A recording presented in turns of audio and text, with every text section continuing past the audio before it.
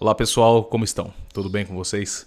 Bom, gente, estou soltando esse drops aqui para fazer alguns comentários em cima de alguns inbox que recebi de vocês que acompanham mais o meu trabalho, que me seguem efetivamente nas redes sociais e que me fazem algumas indagações e me falam algumas coisas da vida pessoal. Eu tenho alguns seguidores que, digamos assim, que se tornaram até mais próximos, né?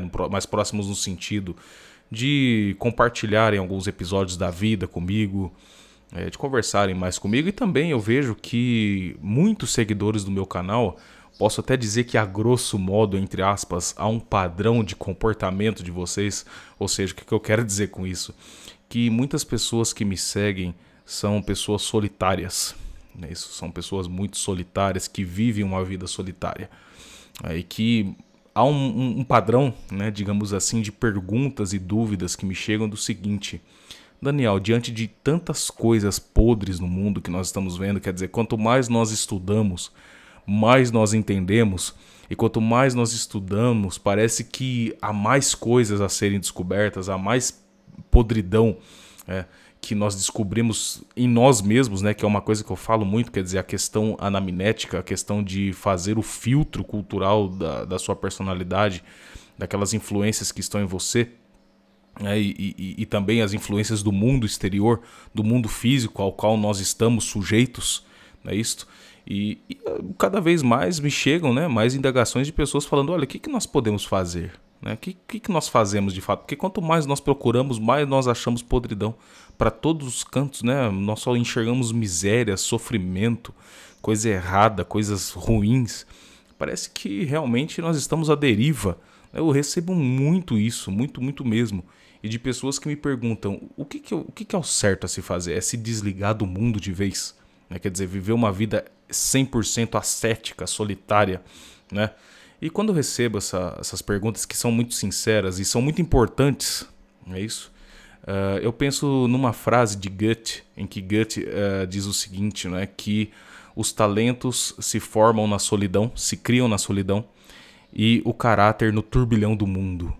Olha, uma coisa muito, muito importante que cabe muito bem tanto a mim como aos meus seguidores, porque eu acredito muito que esse tipo de gente que chega aqui no meu canal e que conversa comigo se identifica muito comigo, no sentido de que nós somos sim pessoas solitárias, nós somos pessoas, somos o nosso canto, vamos dizer o seguinte: nós ficamos no nosso canto quietinho, sem encher o saco de ninguém, nós somos assim. Então quer dizer, é uma mistura aí de pessoas que são melancólicas e um tanto quanto coléricas ao mesmo tempo. Na verdade, isso é para falar dos temperamentos. Mas eu, quando entendi essa frase de Goethe, eu pensei o seguinte: olha, é minha vida aí.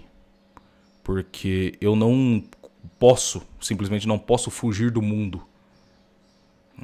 Quer dizer, o turbilhão do mundo faz parte da minha vida. No sentido de que eu tenho uma vida prática, muito, inclusive que me toma a maior parte do tempo.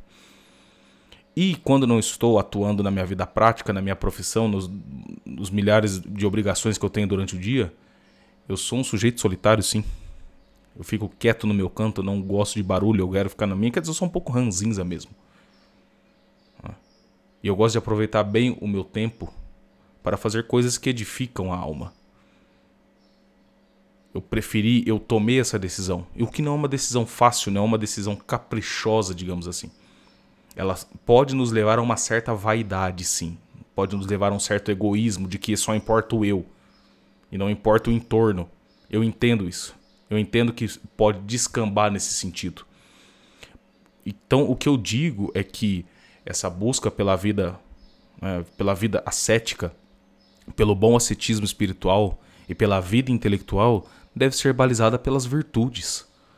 Principalmente para pessoas como nós, pela virtude da temperança. Você tem que achar o bom senso.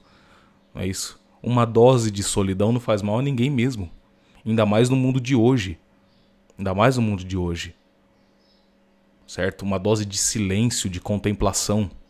É necessário, é essencial no mundo de hoje. Para que você possa fugir dos males da massificação. Onde se encontra o mal, onde se encontram os desejos, as paixões mais baixas da carne. não é isso? Mas nós estamos no entorno do mundo, nós vivemos no tempo do espaço, no mundo físico, onde nós podemos conhecer, amar e servir a Deus nesta vida. É isso? Conhecendo a Deus. Nós conhecemos a Deus pelos seus efeitos, pela sua criação. Não é isso? Então é preciso, como diz Goethe, viver no turbilhão do mundo, moldar o nosso caráter, a nossa personalidade no turbilhão do mundo. Né? E para isso, nós temos de sofrer, nós temos o sofrimento. O sofrimento faz parte da realidade. Nós vamos sofrer. Né? Assim como Cristo.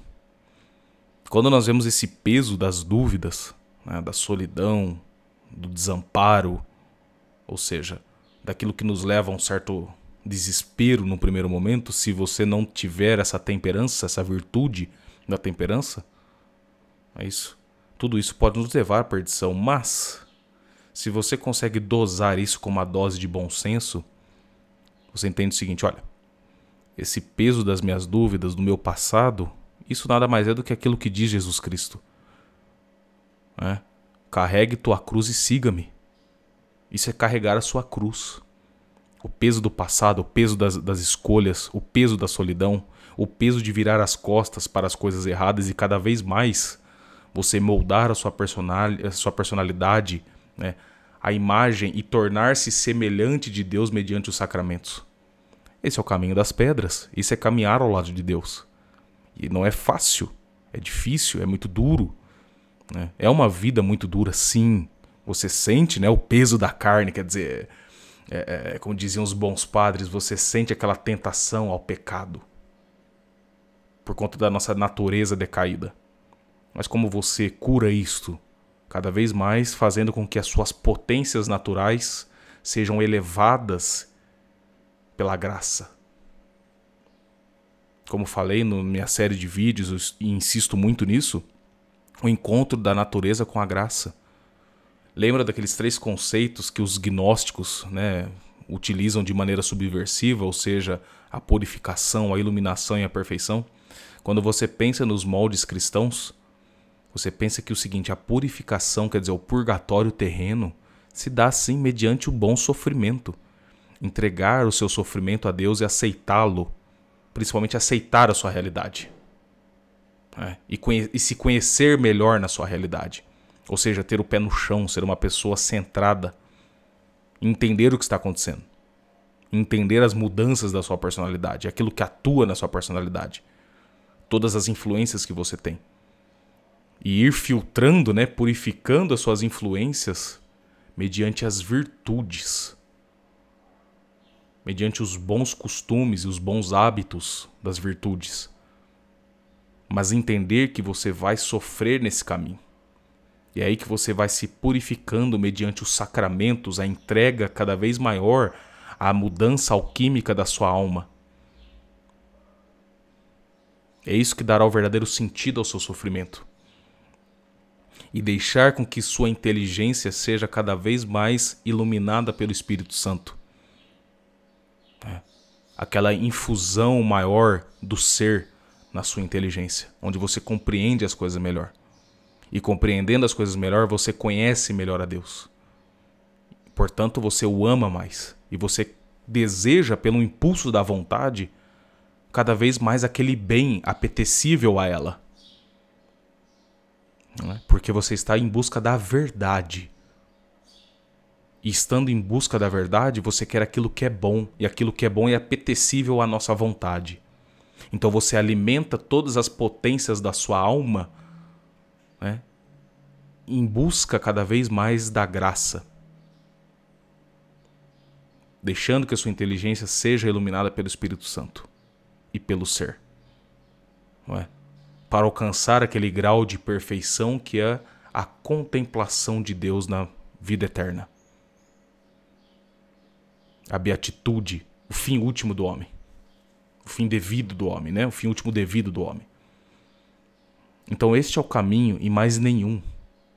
E eu entendo que as pessoas solitárias, né, que ainda não trabalharam muito bem esse sentido interno, né, de você realmente trabalhar todas essas tensões que você tem num saudável senso comum, É um caminho árduo.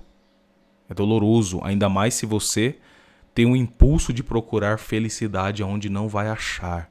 Felicidade onde não tem. É aquilo que nos diz o livro de Eclesiastes. No final tudo é vaidade. No final tudo é ilusão. O mundo de Maia, não é como dizem os gnósticos. É uma ilusão. Por que nós entendemos o livro de Eclesiastes assim? A ilusão das paixões mais baixas da carne. A ilusão da entrega ao mundo, ao diabo e à carne. E, portanto, a perdição da sua alma, a condenação eterna. Mas se você não tem esses conceitos, e se você não pratica-os nas suas ações concretas e efetivas da sua vida, ora, o que resta? Resta o desespero, resta o desânimo, resta a indiferença. E aí você se depara com a verdade e você, como Pôncio Pilatos, pergunta: quid est veritas? O que é a verdade? E você não fica indiferente a ela. Ou você pensa nela 1 minuto ou 2 e vira as costas e fala: isso aí não é pra mim, é muito duro. Então eu entendo que as pessoas que seguem este canal, me seguem e vêm conversar comigo, têm esse turbilhão de desejos e sentimentos e tensões internas, mas que fazem parte da realidade. Isto é a alma de vocês falando. Esse é a alma de vocês em busca de algum sentido. Isso é o comum, gente. Todo esse turbilhão de sentimentos que você tem, não é isso? É o quê? É sua alma gritando. Que você começa a compreender melhor as coisas. Então é sua alma em busca de sentido. E é aí que você tem que realmente virar as costas para as falsas aprovações do mundo. O que as pessoas pensam de você, o que vão pensar de você, não interessa. Não interessa, no final das contas. É tudo vaidade, é tudo ilusão. Você estar buscando aprovação social, ou os meros desafios para apetecer o seu ego, é besteira. Besteira. Você tem que cada vez mais querer conhecer a realidade tal como ela é e contemplá-la tal como ela é. Deixar com que o ser infunda em você cada vez mais esse desejo da verdade. Independentemente se ela vai te agradar ou se não vai. Então a sua definição de pessoa, você como pessoa, começa a entender, que da imagem de Deus você se torna semelhante a Deus. Como diziam os escolásticos, amigo de Deus. Tá certo? Então esse é o verdadeiro caminho, pessoal.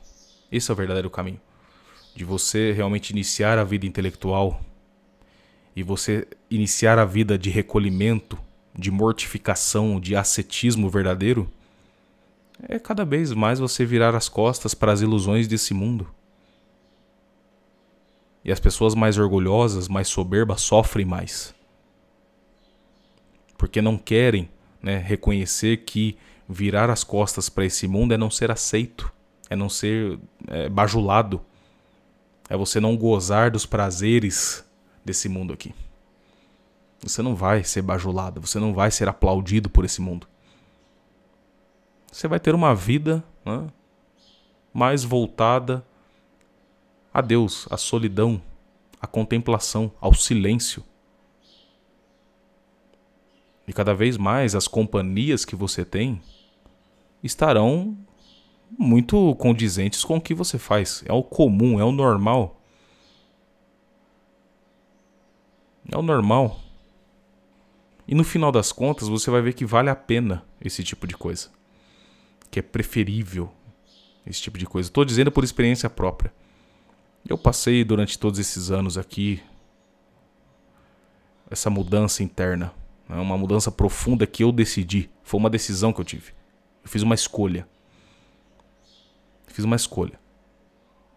Ou eu continuava no mundo das ilusões, nos prazeres, ou eu iniciava a minha vida adulta e séria no caminho das pedras.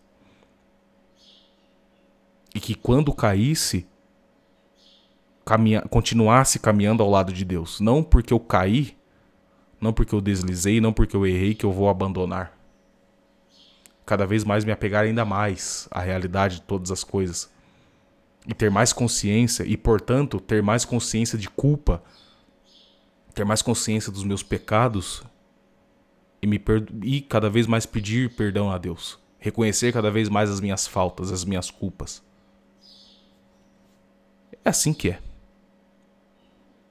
A verdade nua e crua é essa. Tá? Então deixo a mensagem desse vídeo para vocês aí que a solidão ela pode ser um excelente caminho para imitar a Cristo. Tá certo? Então assim, não temam a solidão. Não temam o caminho do silêncio. Ele pode ser desesperador, pode ser uma coisa muito ruim no começo quando você ainda está procurando felicidade onde não tem. Quando você começa a aceitar e compreender melhor, falo para vocês que vale a pena. Tudo bem? Então é isso aí, gente. Agradeço a atenção de todos. Peço a vocês que me sigam nas minhas redes sociais, né, e que, se puderem, ajudem o canal com doações. Tudo bem? Muito obrigado a todos. Fiquem com Deus. Reflitam sobre o que eu falei e espero ter ajudado. Fiquem com Deus.